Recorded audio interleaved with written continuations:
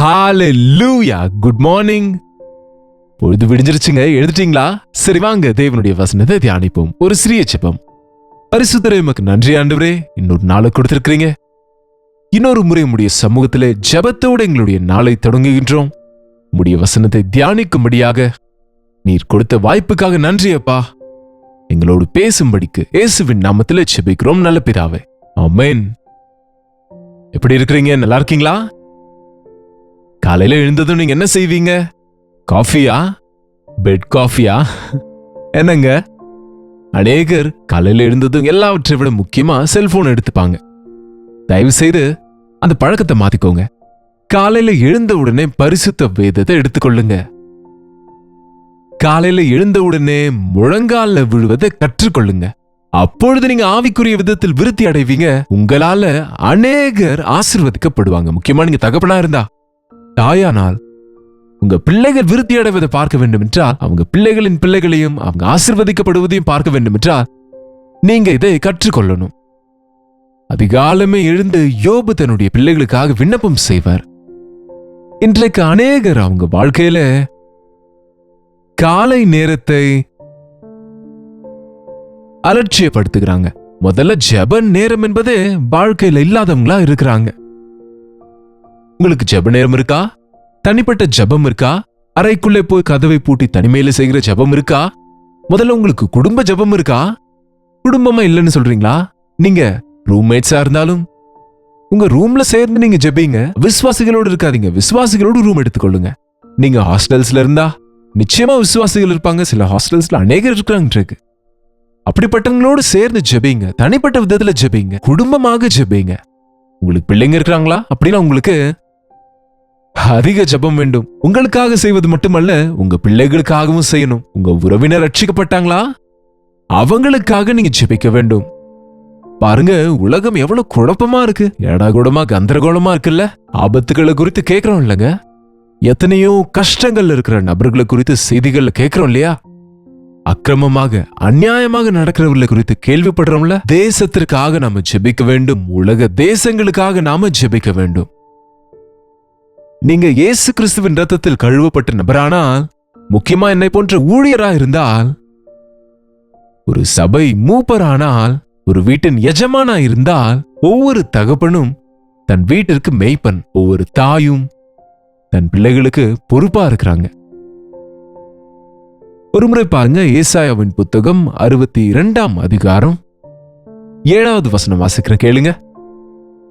கர்த்தரை பிரஸ்தாபம் பண்ணுகிறவர்களே, நீங்கள் அமெரிக்கையர்கள் ஆகாது. அவர் எருசலேமை ஸ்திரப்படுத்தி பூமியிலே அதை புகழ்ச்சியாக்கும் வரைக்கும் அவரை அமர்ந்திருக்க விடாதிருங்கள்.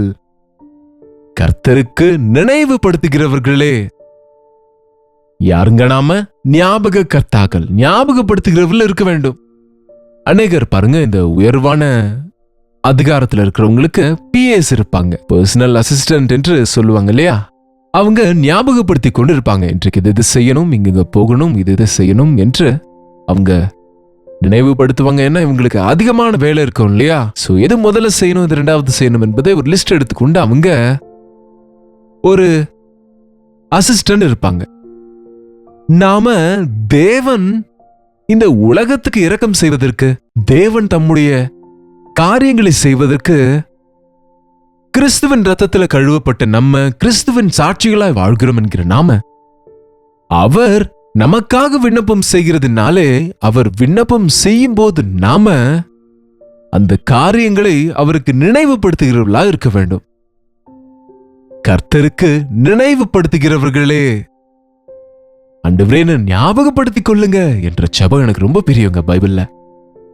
என்னங்க, அந்த குற்றவாளி ஏசாண்டவர் சிலுவையில் இருந்தபோது என்னன்னு கேட்டாரு? உம் ராஜ்யத்தில் என்னை நினைத்து அருளும். ஒரு சின்ன விண்ணப்பம் செய்தார், என்ன நினைவுல கொள்ளுங்க. இந்த தாழ்ந்தவளின் நிலையை நினைவுபடுத்திக் கொள்ளுங்க. என்னை ஒரு முறை நினைத்துக் கொள்ளுங்க ஆண்டவரே என்று நம்ம சொல்லும் போதுங்க, அவர் உடனே நமக்கு பதில் கொடுக்கிறவரா இருக்கிறார்.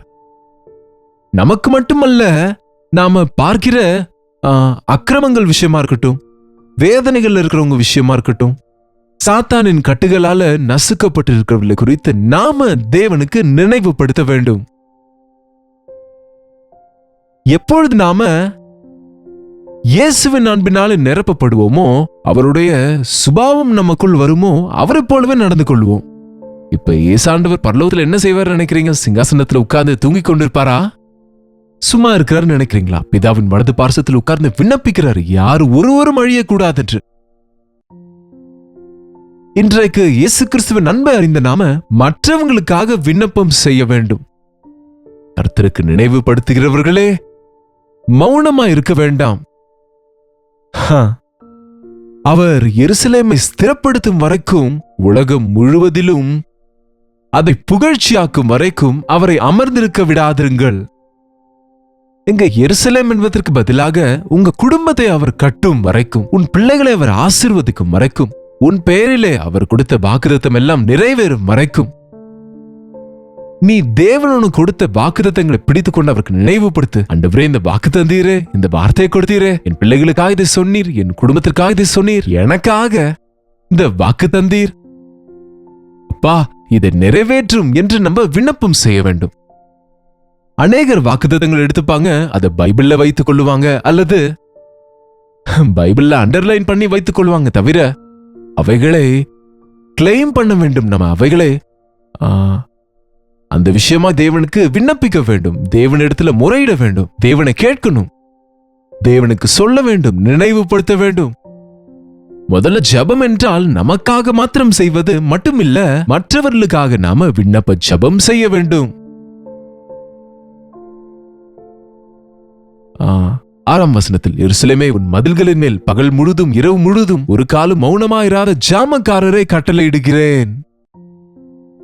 ஒரு காவலாளி எப்படி காவல் செய்வானோ, இரவும் பகலும் எப்படி காவல் செய்வானோ, அதுபோல ஒரு தகப்பனாய் உன்னுடைய வீட்டிற்கு காவலாளியாய், நீ ஒரு தாயாக உன் பிள்ளைகளுக்கு நீ காவலாளியா இருக்க வேண்டும். ஒவ்வொரு அண்ணனும் தன் தம்பி, தன்னுடைய தங்கச்சிகளுக்கு காவலாளியாக இருக்கிறான். காயினே, உன்னுடைய தம்பி எங்க என்று கேட்டால் காயின் என்ன சொல்லுகிறான்? நான் என்ன அவனுக்கு காவலாளியா என்று கேட்கிறாங்க. மனசாட்சி சொல்லுது காவலாளியே. ஒவ்வொரு கணவனும் ஒவ்வொரு மனைவியும் ஒருவருக்கு ஒருவர் காவலாளியா இருந்தால் அந்த குடும்பத்துல கண்ணீர் வராது, சோதனை இருக்காது, சாத்தான் வராது, சாத்தானுக்கு இடமே அங்க இருக்காதுங்க. இங்கே இரவும் பகலும் அவர்கள் மௌனமா இருக்க மாட்டாங்க. காவலாளிகள் இப்பெல்லாம் நமக்கு கூர்கா என்பவங்கலாம் இல்லை. ஆனால் என் சின்ன வயதுல நாங்க காலனிஸ்ல இருப்போம். எங்க அப்பா ஒரு டெபுட்டி இன்ஜினியராக அந்த காலனில இரவு வேளையில 12 மணிக்கு மேலே அந்த காவலாளி, அந்த வாட்ச்மேன் அந்த பகுதியெல்லாம் சுற்றி கொண்டு, அந்த ஏரியா எல்லாம் நடந்து கொண்டு, பாரா ஹுஷார், பாரா ஹுஷார் என்று இரவெல்லாம் கத்திக் கொண்டிருப்பார். மணிக்கு ஒரு முறை அல்லது 1/2 மணி நேரத்துக்கு ஒரு முறை. எல்லாரும் விழிப்போட இருங்க, எச்சரிக்கையாக இருங்க, டோர் லாக் பண்ணீங்களோ இல்லையோ பார்த்து கொள்ளுங்க, லைட்ஸ் ஆஃபா இருக்கான்னு பார்த்து கொள்ளுங்க, பின்வாசல் மூடி இருக்கிறதா என்று செக் பண்ணுங்க. இப்பெல்லாம் ஒரே வாசல் ஆயிடுச்சு, single bedroom flat, double bedroom flat என்று. அந்த காலத்துல பின்வாசல், முன்வாசல், சைட்ல வாசல்னு எத்தனை இருக்குங்க. எந்த வாசல் வழியாவது பிசாசு வருவானோ என்னமோ, பாரா ஹுஷார், எச்சரிக்கையாக இருங்க. ஒருவேளை அங்க யாராவது பயந்து கொண்டிருந்தா, இதோ நான் இங்கே இருக்கிறேன், பயப்படாதீங்க என்ற விதத்திலே அந்த காவலாளி சத்தமிடுவான். நம்ம காவலாளியா இருக்கும்போது நாம தேவனுக்கு விண்ணப்பம் செய்வது மட்டும் கிடையாது, நாம மற்றவங்களை எச்சரிக்க வேண்டும். மற்றவங்களிடத்துல மௌனமா இருக்க கூடாது. தம்பி, வெளியே போறீங்க, எச்சரிக்கையா இருங்க. அந்நியர்களோடு உறவாடுகிறீங்க, எச்சரிக்கையா இருங்க. அவங்க நடத்த சரியில்லை, பார்த்து கொள்ளுங்க என்று எப்போதுக்கு அப்போது ஜெபிக்கிறவர்கள் சுற்றி இருக்கிற சூழ்நிலைகளை, குடும்பத்தாரை, ஒரு சபை மேய்ப்பர் சபையில் இருக்கிற விசுவாசிகளை அக்கறை எடுத்துக் கொள்வார், எச்சரித்துக் கொண்டிருப்பார். அது ரொம்ப அவசியங்க. இன்றைக்கு அவங்கவுங்க வழி அவங்களது, அவங்க இஷ்டம் அவங்களது, எனக்கு தெரியாத மற்றவங்களை பற்றி என்பது கிறிஸ்தவ பக்தி கிடையவே கிடையாது. உன்னை போல உன் பிறனை நேசி என்றால் உனக்கு நஷ்டம் வந்தால் மட்டுமல்ல, உன் பிறனுக்கு நஷ்டமானாலும் அது உன் நஷ்டமே. அமெரிக்கால எரிந்து போனா எனக்கு என்ன என்றால் அதனுடைய விளைவு நமக்கும் இருக்குங்க. உலகத்துல எங்க எது நடந்தாலும் இப்போது எல்லாருக்கும் அதனுடைய எஃபெக்ட் வருகிறது. எங்கேயோ சைனால கொரோனா வைரஸ் வந்தா எனக்கு என்ன என்றால் உலகமெல்லாம் வந்துருச்சா இல்லையாங்க? ஏதோ ஒரு தேசத்தில் இருக்கிற சூழ்நிலை கெட்டு போனால் எங்களுக்கு என்ன என்றால், அங்கே யுத்தம் வந்தா எனக்கு என்ன என்றால், அதனுடைய தாக்கம் உலகம் முழுவதுக்கும் வருதா இல்லையா? அதனாலதான் நம்ம உலக அமைதிக்காக ஜெபிக்க வேண்டும். இயேசு கிறிஸ்து எல்லாருக்கும் ஆண்டவரா இருக்கிறார், எல்லாரையும் நேசிக்கிறாரு. அவர் எல்லா இடத்திலும் இங்கேயும் இருக்கிறார், அங்கேயும் இருக்கிறார். எங்க வேண்டுமானாலும் அங்க இருக்கிறார் என்றால் என்ன அர்த்தம்? அவர் எவ்வளவு பெரிய ஆண்டவர் என்றால் நம்ம நினைத்து பார்க்க முடியாது. மைல்கள் தூரத்தை நம்ம கணக்கு போடுகிறோம் தவிர, வானவனுடைய சிங்காசனம், பூமியனுடைய பாதப்படி என்ற ஆண்டவரை நீங்க கற்பனை கூட செய்ய முடியாதுங்க. அதனாலதான் அவர் எப்பொழுது எங்கே யார் ஜெபித்தாலும் கேட்கக்கூடிய பெரிய தேவனா இருக்கிறாரு. ஆகவே நீங்க எங்கேயோ ஒரு அறையில உட்கார்ந்து டெலிபோன் இல்லாவிட்டாலும் இன்டர்நெட் இல்லாவிட்டாலும் நீங்க விசுவாசத்தோடு உடைந்த இருதயத்தோடு ஜெபித்தால், விண்ணப்பம் செய்தால், நம் குரல், நம் சத்தம் பரலோகத்தில் கேட்கப்படும். ஆண்டவர் நமக்கு உடனே பதில் கொடுப்பார். விண்ணப்ப ஜெபம் செய்வதை நம்ம பழக்கப்படுத்திக் கொள்ள வேண்டும். முக்கியமா பெரியவர்களாகிய நீங்க, ரட்சிக்கப்பட்ட நீங்க, விசுவாசிகள் எனப்படும் நீங்க, விசுவாசிகளுக்காக, உலகத்துக்காக, உலக அமைதிக்காக, எல்லாருக்காகவும் ஜெபிக்க சொல்லி, தேச தலைவர்களுக்காக ஜெபிக்க சொல்லி வேதம் சொல்லுகிறதா இல்லையா? லோத்துவின் குடும்பத்திற்காக ஆபிரகாம் விண்ணப்ப ஜெபம் செய்தார். இரவெல்லாம் தேவ சமூகத்தில் உட்கார்ந்து கெஞ்சினார். மோசே இஸ்ரவேல் ஜனாங்கத்திற்காக விண்ணப்பம் செய்வார். மலையின் மீது தனிமையாக சென்று ஜெபித்துக் கொண்டு, இந்த ஜனங்கள் தவறு செய்தார்கள், என்னை விட்டு விடவில்லை, அழித்து போடுவேன் என்று தேவனுடைய கோபம் மூண்ட போது, வேணாயா வேணாயா வேணாயா, நீர் விடுவித்த ஜனங்களையா, நீர் நேசித்த ஜனங்களையா, ஒருவேளை அவர்களுக்கு ஏதாவது ஆனால் உன்னாமம் தூஷிக்கப்படுமே, அவர்களை மன்னியும், ஒருவேளை வேண்டுமென்றால் என் பெயரை ஜீவ புஸ்தகத்திலிருந்து கிறுக்கி போடும், அவர்களுக்கு மன்னிப்பை தந்தருளும் என்று விண்ணப்பித்த அந்த விண்ணப்ப ஜெபம் எவ்வளவு பெரிய ஜெபங்க! எவ்வளவாக தேவன் அந்த ஜெபத்துக்கு பதில் கொடுத்து தம் கோபாக்கினையை நிறுத்தி கொண்டார். ஆமாங்க, இன்றைக்கும் தேவ கோபாக்கினை காலாகிறவங்க எவ்வளவு பேர் இருக்கிறாங்க. அவங்களுக்காக நம்ம விண்ணப்பம் செய்ய வேண்டும். ஆண்டவரே, அவர்களுக்காக நாங்கள் மனஸ்தாபப்படுகிறோம், நாங்கள் தாழ்த்திக் கொள்கிறோம், நாங்கள் விண்ணப்பம் செய்கின்றோம் என்று நாம அழிந்து போகிறவர்களுக்காக செபித்தால், கோபத்தோடு உக்கிரத்தோடு தேவ சாபத்துக்கு ஆளான ஜனங்கள் மேல அவருடைய கருணையும் இரக்கமும் ஊற்றி அவர்களுக்கு மனஸ்தாபத்தை, ரட்சிப்பையும் கொடுப்பாருங்க. இன்றைக்கு ஜப ஆவியை கொண்டவர்களாய் வாழ்வது, ஜெபிக்கிறவர்களாய் இருப்பது இந்த கடைசி காலத்தில் நமக்கு எவ்வளவோ அவசியங்க. என் ஜெபம் முடிஞ்சிருச்சுன்னு எப்பொழுதுமே சொல்லாதீங்க. நம் தேவைகளை கேட்பது மட்டுமல்ல ஜெபம். ஜெபம் என்றால் நம்ம உலகத்தில் இருக்கிற எல்லா ஜனங்களுக்காகவும் ஜெபிக்கணும். சூழ்நிலைகளை உணர்ந்து அவைகளுக்காக நம்ம தேவ சமூகத்தில் விண்ணப்பம் செய்ய வேண்டும். நம்ம ஜெபங்களாலும் விண்ணப்பங்களின் மூலம் தேவன் தம் கிருபையினால் இரக்கத்தை ஊற்றுவாருங்க. திறப்பிலே நிற்கக்கூடிய ஒருவன் இருந்தால் நான் தேசத்தை காப்பாற்றுவேன் என்றாருங்க. பாவிகளாகிய ஜனங்களின் பட்சத்துல தேவனுக்கு முன்பு நடுவிலே ஒருவன் நின்று தேவனின் அன்பை ஜனங்களுக்கு சொல்லிக்கொண்டு, ஜனங்களின் அவர்களின் நிலைக்காக பிதாவின் சமூகத்தில் விண்ணப்பம் செய்யும் போது தேவன் இரக்கம் செய்வார். இயேசு கிறிஸ்து அதனாலதான் தேவனுக்கும் மனிதருக்கும் மத்தியஸ்தராக இந்த உலகத்துக்கு வந்தாருங்க. பிதாவின் கோபத்தை அவர் சுமந்து கொண்டார், அவர் அன்பை ஜனங்களுக்கு கொடுத்தார். இன்றைக்கு இப்படிப்பட்ட விசுவாசிகள், இப்படிப்பட்ட ஜெபிக்கிறவர்கள் அவசியங்க. வேதத்துல சொல்லி இருக்கிறது, சமாதானம் பண்ணுகிறவர்கள் பாக்கியவான்கள், அவர்கள் தேவ புத்திரர் எனப்படுவார்கள் என்று. இந்த கடைசி காலத்துல எங்க பார்த்தாலும் கலகங்கள் அதிகமாகிக் கொண்டிருக்கையில, யுத்தங்கள் தொடங்கி கொண்டிருக்கையில, எங்க பார்த்தாலும் கிறிஸ்தவ உலகத்திலும் கருத்து வேறுபாடுகள் அதிகரிக்கையில, ஒருவரை ஒருவர் விமர்சித்துக் கொண்டிருக்கையில, சாத்தான் கொண்டாடி கொண்டிருக்கிறாங்க. இருவர் நடுவில் பிசாசு நுழையும் போது அங்கே சமரசம் இருக்காது, ஐக்கியம் இருக்காது. அங்கே வலியும், அங்கே கோபமும் வேதனையும், அங்கே எல்லா விதமான வாதமும் விவாதங்களும் புறப்படுங்க. ஏசாண்டவர் நாமத்துல நம்ம மற்றவங்களை மன்னித்துக் கொண்டு அவர் சமூகத்துல நம்ம விண்ணப்பித்தால் நாமும் ஆசீர்வதிக்கப்படுவோம். கர்த்தரை பிரஸ்தாபம் பண்ணுகிறவர்களே, கர்த்தருக்கு நினைவுபடுத்துகிறவர்களே, நீங்கள் அமர்ந்திருக்க கூடாது. அவர் எருசலேமை ஸ்திரப்படுத்தும் வரைக்கும், உங்கள் ஜெபத்துக்கு பதில் கொடுக்கும் வரைக்கும், அவர் உங்கள் குடும்பத்தை ரட்சிக்கும் வரைக்கும், உங்கள் தேசத்தில் அவர் தன் காரியத்தை செய்யும் வரைக்கும், பூமி எங்கும் கர்த்தருடைய நாமம் மகிமைப்படும் வரைக்கும் ஜெபித்துக் கொண்டே இருக்கும்படியாக சொல்கிறார். அதை ஏசாண்டவர் திரும்ப வந்ததற்கு பிற்பாடுதான் அப்படியாக மாறும். சோ அது வரைக்கும் நாம ஜெபிக்க வேண்டும். அந்த நாள் நீங்கள் நினையாத நேரத்தில் உங்கள் மீது வராதபடிக்கு விழித்திருந்து நீங்கள் ஜெபிக்க சொல்லுகிறார். ஜெபம் ஜெபம் ஜெபம். தேவனோடு பேசுவது, தேவனோடு உரையாடுவது, தேவனோடு உறவாடுவது. இதை வழக்கப்படுத்திக் கொள்வோம், ஆசீர்வதிக்கப்படுவோம். ஜெபிப்போம். பரிசுத்தரே, அன்பில் ஆண்டவரே, விண்ணப்ப ஜெபத்தை எங்களுக்கு கற்றுக் கொடுங்கப்பா. உன் பாத தண்டையிலே கெஞ்சி ஜெபிக்கிற ஜெபத்தை கற்றுக் கொடுங்க.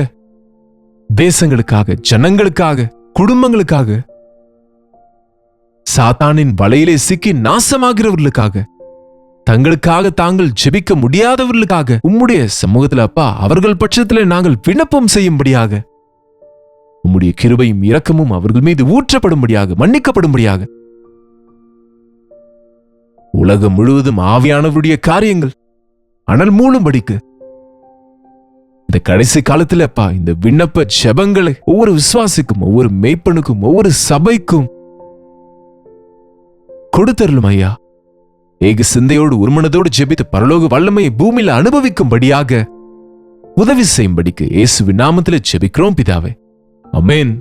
நம்முடைய பிதாவாகிய தேவனுடைய அன்பும் குமாரனாகிய இயேசு கிறிஸ்துவின் கிருபையும் பரிசுத்த ஆவியானவருடைய அந்யோன்யமும் ஐக்கியமும் கூடி வந்திருக்கிற நம் அனைவருக்கும் இப்பொழுதும் சதா காலமும் துணையா இருப்பதாக, ஆமென். தேவனுக்கு ஸ்தோத்திரம். உங்களுடைய ஜெப விண்ணப்பங்களை, பாரங்களை நீங்க எங்களுக்கு தெரியப்படுத்த விரும்பினால் 8939801234 நம்பருக்கு ஒரு டெக்ஸ்ட் அல்லது வாய்ஸ் மெசேஜ் மூலமாக வாட்ஸ்அப் பண்ணுங்க. உங்களுடைய ஜெப விண்ணப்பங்களை ஒரு நாளும் வாசிக்கிறோம். உங்க பிரைஸ் ரிப்போர்ட்ஸ்க்காக தேவனை துதிக்கிறோம், உங்களுக்காக ஜெபிக்கிறோம். நீங்களும் எங்களுக்காக ஜெபிங்க. நீங்களும் எங்களோடு சேர்ந்து ஜெபங்களில் கலந்து கொள்ளுங்க. தேவன் தம்முடைய அற்புதமான பதில்களை நமக்கு கொடுப்பாரு. கர்த்தருக்கு சித்தமானால் நாளைக்கு இதே நேரத்தில் அனுதின தியானத்துல தேவனுடைய வார்த்தையோடு உங்களை மீண்டும் சந்திக்கிறார். அதுவரை கர்த்தருடைய கிருபை உங்களுக்கு துணையா இருப்பதாக.